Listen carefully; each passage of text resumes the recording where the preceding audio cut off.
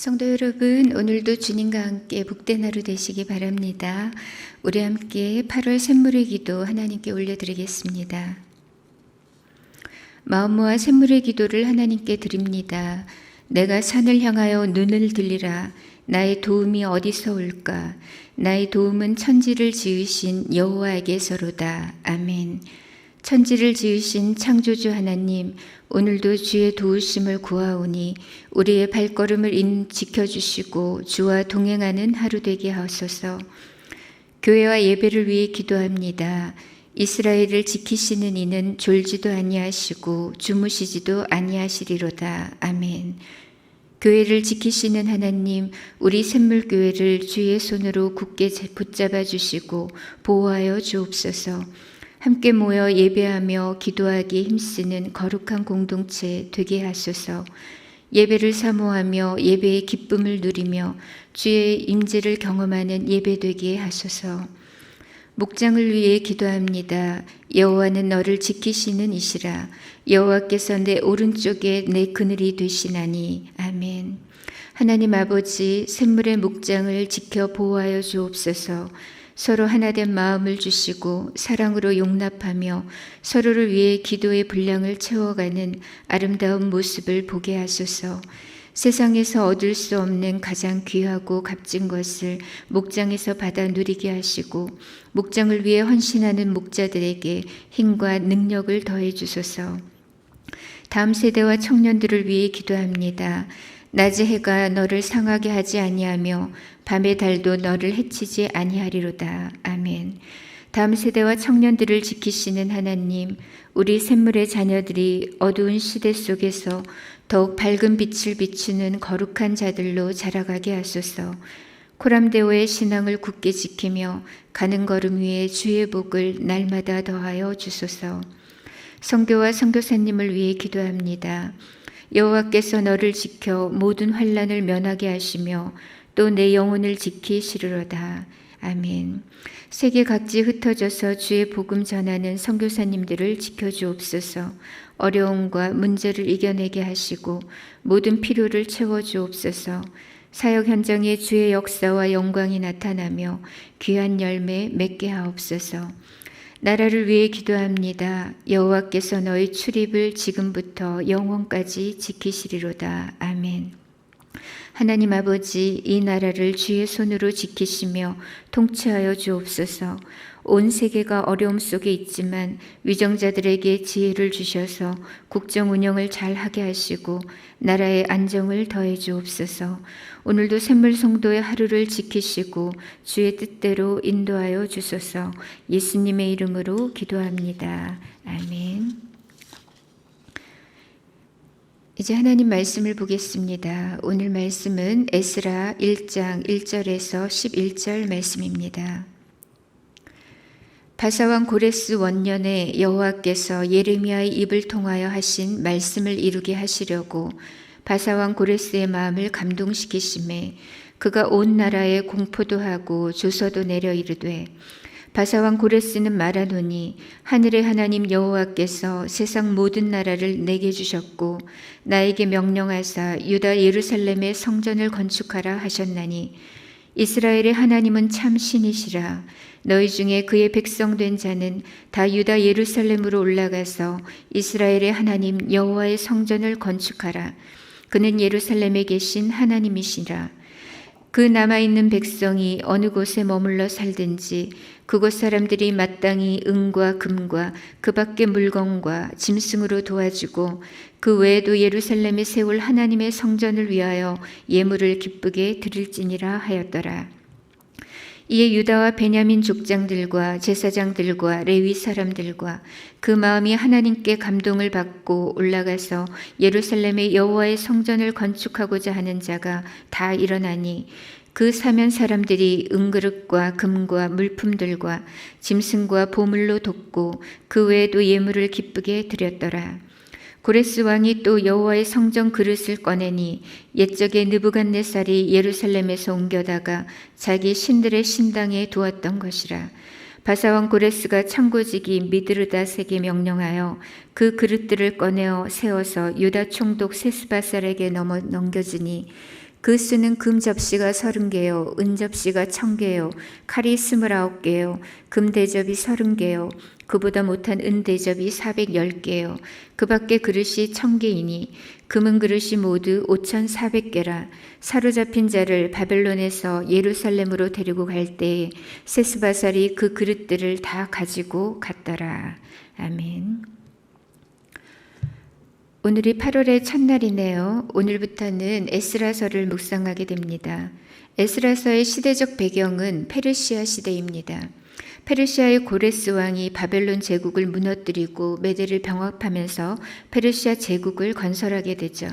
이 고레스는 역사적으로 키루스 2세를 말하는데요. 그는 피정복지에 대해 종교적, 정치적으로 포용 정책을 썼습니다. 그래서 과거 바벨론 때 포로로 끌려왔던 이스라엘 사람들에 대해서도 유화 정책을 폈죠. 특별히 포로 귀환을 허락하고 예루살렘 성전을 재건하도록 했습니다. 에스라서 1장부터 6장까지는 세스바살과 스룹바벨의 영도 아래 제1차 포로 귀환과 성전 재건에 대한 말씀이 나옵니다. 7장부터 10장까지는 에스라 주도의 제2차 포로 귀환과 신앙개혁에 대해 말씀하고 있죠. 이 2차 포로 귀환은 1차 포로 귀환이 있은 후에 약 80년 뒤에 일어나게 됩니다. 그리고 3차 포로 귀환은 나중에 느헤미야를 통해 다시 이루어지게 되죠.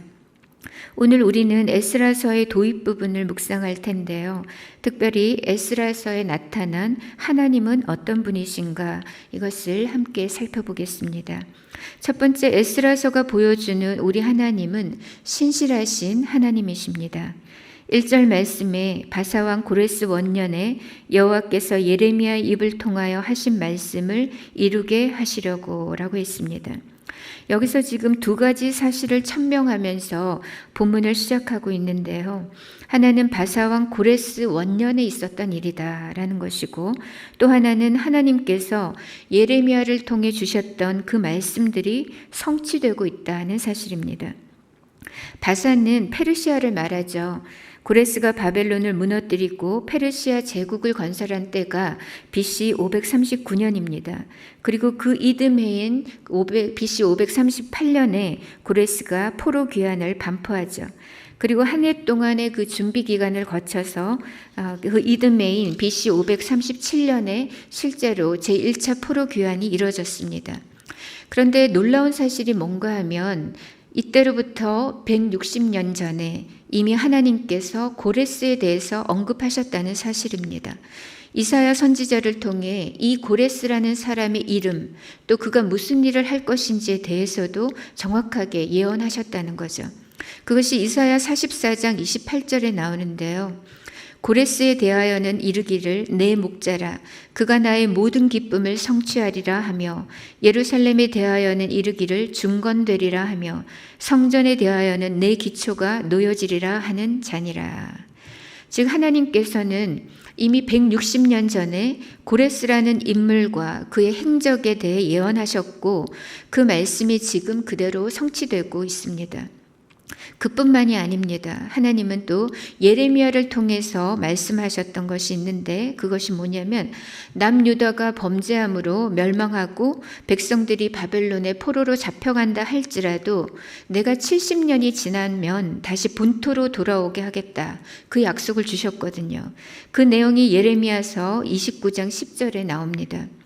여호와께서 이와 같이 말씀하시니라. 바벨론에서 70년이 차면 내가 너희를 돌보고 나의 선한 말을 너희에게 성취하여 너희를 이곳으로 돌아오게 하리라. 그래서 그때 하나님께서 예레미야로 줄기차게 주셨던 말씀이 뭐냐 하면, 그러니까 너희는 더 이상 바벨론에게 저항하지 말고 항복해라. 그 땅에 가서 자녀도 낳고 번성하며 잘 살고 있어라. 그러면 70년이 지나서 내가 반드시 이 땅으로 돌아오게 하겠다라고 하셨습니다. 그리고 그 말씀 그대로 70년이 지나서 하나님은 이제 자기 백성들을 돌아오게 하고 계십니다. 이토록 우리 하나님은 신실하신 하나님이십니다. 신실하다는 뜻은 믿을 만한 분이다 라는 뜻이죠. 하나님은 우리처럼 조석으로 변하는 분이 아닙니다. 그분의 입에서 나오는 모든 말씀은 절대 헛되이 돌아가지 않고 반드시 때가 되면 이루어집니다. 신실하신 하나님은 그 옛날 이사야로 말씀하셨던 고레스에 대한 예언과 또 예레미야를 통해 주셨던 그 70년의 때가 찼을 때 돌아오게 하겠다는 그 예언의 말씀을 이루셨습니다. 이렇게 에스라서는 우리 하나님이 얼마나 약속에 신실하신 분인가를 선언하면서 출발하고 있는 것입니다. 하나님의 신실하심을 알고 믿는 자는 그 삶이 다릅니다. 비록 내일 일을 알 수 없어도, 비록 불안한 미래, 그 미래가 불투명할지라도 하나님의 신실하심을 믿는 자에게는 하늘 소망과 평안이 있습니다. 하나님은 결코 우리를 실망시키지 않으십니다. 언제나 최상의 것을 최선의 때에 주시고 또 주신 약속은 반드시 이루시는 성실하신 하나님이십니다. 이 신실하신 하나님을 붙들고 오늘도 믿음으로 승리하시기를 바랍니다. 두 번째, 에스라서가 말해주는 우리 하나님은 역사의 주관자가 되십니다. 1절 말씀을 다시 보겠습니다. 바사왕 고레스 원년에 여호와께서 예레미야 입을 통하여 하신 말씀을 이루게 하시려고 바사왕 고레스의 마음을 감동시키심에 그가 온 나라에 공포도 하고 조서도 내려 이르되. 지금 성경의 역사와 세속사가 크로스되고 있습니다. 성경 역사가 따로 있고 세속 역사가 따로 있는 것이 아닙니다. 우리 하나님은 성경의 하나님, 구속사의 주인인 동시에 세속 역사에 있어서도 주관자가 되십니다.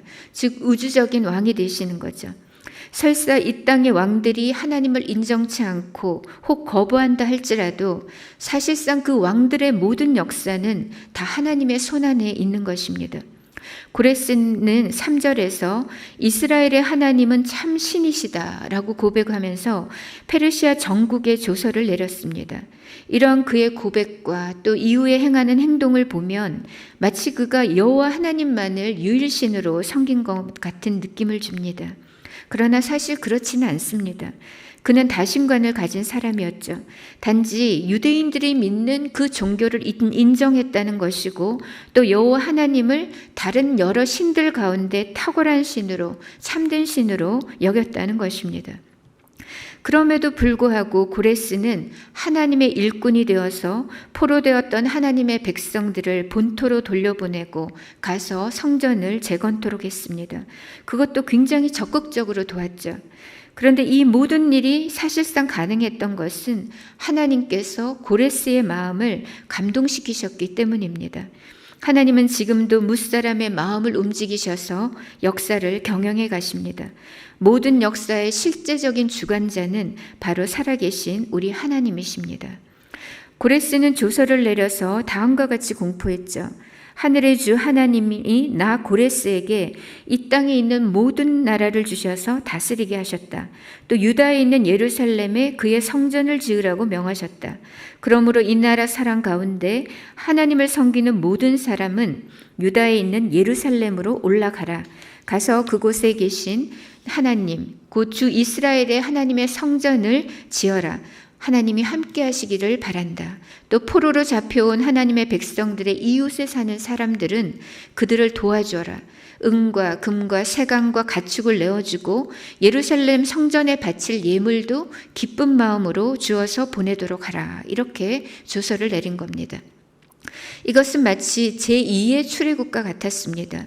출애굽 때 하나님은 애굽에 종살이하던 그의 백성들을 빈손으로 내보내지 않으셨죠.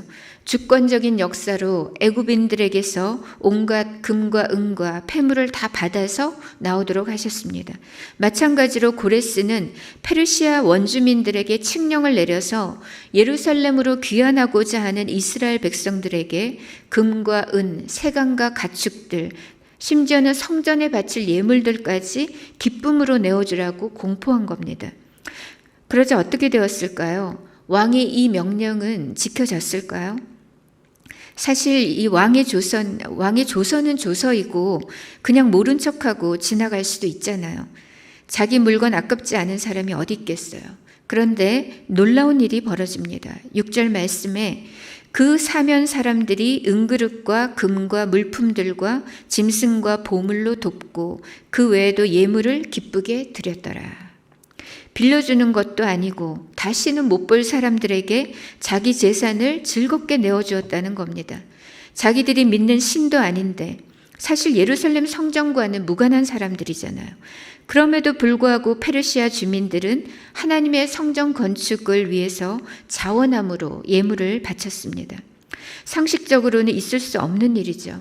그러나 하나님께서 이 일을 가능하게 만드셨습니다. 하나님은 고레스의 마음뿐만 아니라 페르시아 원주민들의 마음까지 감동시키셔서 주권적으로 움직이셨던 것입니다. 이것은 우리 하나님이 온 세상의 주관자가 되시고 역사의 주인이 되시며 만유의 주재자가 되신다는 사실을 말해줍니다.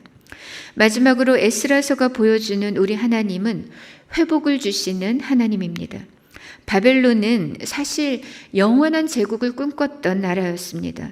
예루살렘 멸망을 기점으로 고작 70년 만에 그 거대 제국이 멸망할 것이라고는 그 누구도 예상치 못했죠.